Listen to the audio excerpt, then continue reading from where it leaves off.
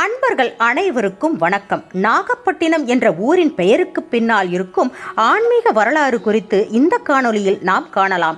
பல லட்ச வருடங்களுக்கு முன் சுந்தரவனத்தின் திராவிட தேசத்தை உத்தமபதா என்னும் அரசன் ஆண்டு வந்தார். அவருக்கு 2 மனைவியர்கள்.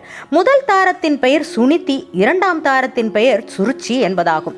சுனிதிக்கு துருவா எனும் மகனும் சுருச்சிக்கு உத்தமா எனும் மகனும் இருந்தனர். ராஜா உத்தமபதா சுருச்சியின் மீது கொண்ட அதீத மோகத்தால் அவளின் இருப்பிடத்திலேயே பொழுதை கழித்தார். இளைய மகன் உத்தமாவிடம் மிகுந்த பாசத்துடன் அனுதினமும் கொஞ்சி அவனை மடியில் உட்கார வைத்து மகிழ்வார். இதை காணும் துருவா தானும் தன் தந்தையின் மடி மீது அமர்ந்து அவரின் அன்பை பெற வேண்டும் என்று ஆவல் கொண்டான். ஆனால் தந்தையோ அவனின் இந்த எதிர்பார்ப்பை நிறைவேற்றவில்லை. துருவாவும் தன் தாயிடம் முறையிட்ட போது தாயிடமிருந்து வெறும் கண்ணீரை மட்டுமே பதிலாக பெற முடிந்தது அந்த 6 வயது சிறுவனுக்கு. ஒரு முறை துருவா ஒரு சந்தர்ப்பத்தில் நாரத முனி ஸ்ரீமன் நாராயணனை குறித்து புகழ்ந்து பேசுவதை கேட்கிறான். நாராயணனே அகில பிரம்மாண்டத்திற்கும் தந்தையானவர். அவர் அனைவர் பாலும் அன்பு மற்றும் கருணை கொண்டவர் என்பதையும் அச்சிறுவன் அறிந்து கொள்கிறான். துருவா தன்னுடைய தந்தையின் அன்பு கிட்டாவிடினும் ஸ்ரீமன் நாராயணன் தன்னை அன்புடன் அரவணைத்துக் கொள்வார். அதற்கு ஒரே வழி அவன் அந்த பரம்பொருளான நாராயணனை நோக்கி தவம் செய்வது என்று அவன் அறிந்து கொள்கிறான். 6 வயது சின்னஞ்சிறு பாலகன் தாயிடம் தெரிவிக்காமல் அவரை பிரிந்து ஒரு இரவில் தனியாக காட்டுப்பகுதியான சுந்தரவனத்தை அடைகிறான். அவ்வனத்தில் உட்கார்ந்து தவம் செய்ய ஆரம்பிக்கிறான். நடு சாமத்தில் குழந்தை இருட்டை கண்டு பயந்து அழ ஆரம்பிக்கிறான். விடியற் காலை பொழுதில் நாரதர் துருவாவிடம் வருகிறார்.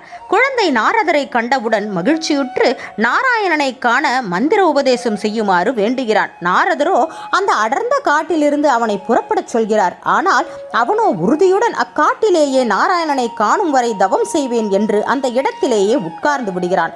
நாரதர் அச்சிறுவனின் உறுதியை கண்டு ஆச்சரியம் கொள்கிறார். பிறகு நாராயணனை காணும் உபாயத்தை அக்குழந்தைக்கு அவர் போதிக்கிறார்.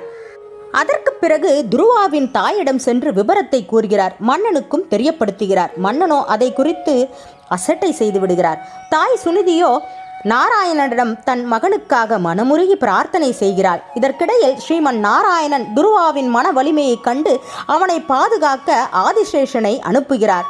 அக்காலத்தில் அனந்தநாக் என்ற பெயர் கொண்ட தற்போதைய காஷ்மீரில் ஒரு சிறு கிராமத்தில் இருந்த அனைவரும் ஆதிசேஷனின் பக்தர்களாக இருந்தனர். அவர்கள் ஆதிசேஷனுக்கு விசேஷ பூஜை மற்றும் திருவிழா நடத்துவர். அவ்வூரில் வாழ்ந்தவர்கள் நாகர்கள் என்று அழைக்கப்பட்டனர். ஆதிசேஷன் தற்போது சீலம் என்று அழைக்கப்படும் விதஸ்தா என்னும் நதியை துருவாவிற்கு உதவ வேண்டிக் கொள்கிறார். அன்னை விதஸ்தாவும் ஆதிசேஷனின் வேண்டுதலுக்கு இணங்கி சுந்தரவனத்திற்கு வருகிறாள். காவேரியுடன் இணைந்து துருவாவுக்கு பாதுகாப்பு அளிக்கிறார். இன்றும் விதஸ்தா விஸ்தார காவேரியாக உள்ளது. அதாவது விதஸ்தா நீரோடை துருவாவிற்காகவே ஏற்படுத்தப்பட்டது. ஆதிசேஷனும் துருவாவை பாதுகாக்கிறார். துருவாவின் 2 வருட தவத்திற்கு பின் நாராயணன் அவன் முன்னே காட்சி தந்து அவனை மடியில் வைத்து கொஞ்சி மகிழ்ந்தார். பிறகு துருவா சுந்தரவனத்திலிருந்து தனது நாட்டிற்கு திரும்புகிறான். உத்தமபதாவும் மகனின் காலில் விழுந்து மன்னிப்பு கேட்கிறார். துருவாவும் பருவமைதியவுடன் பட்டத்தரசனாக பொறுப்பேற்று நாட்டை திறம்பட ஆட்சி செய்து இறுதியில் வானில் ஒளிர்விடும் நட்சத்திரமாக ஸ்ரீமன் நாராயணனிடம் அடைக்கலம் ஆகிறான்.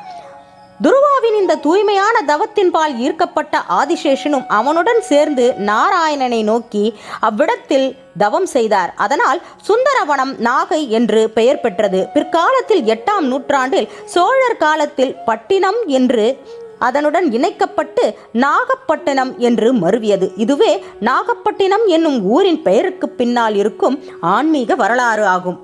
இந்த வீடியோ குறித்து ஏதேனும் கருத்துக்கள் இருந்தால் கமெண்ட் செக்ஷனில் மென்ஷன் பண்ணுங்கள். எங்கள் சேனலை ஃபஸ்ட்டாக பார்க்குறவங்க யாராவது இருந்தால் சப்ஸ்கிரைப் பண்ணிக்கோங்க. அதோடு கூட பெல் ஐக்கனையும் மறக்காமல் கிளிக் பண்ணிடுங்க. அடுத்த ஒரு திவ்ய வரலாற்றில் உங்களை சந்திக்கிறேன். அதுவரை உங்களிடமிருந்து விடைபெறுகிறேன். நன்றி, வணக்கம்.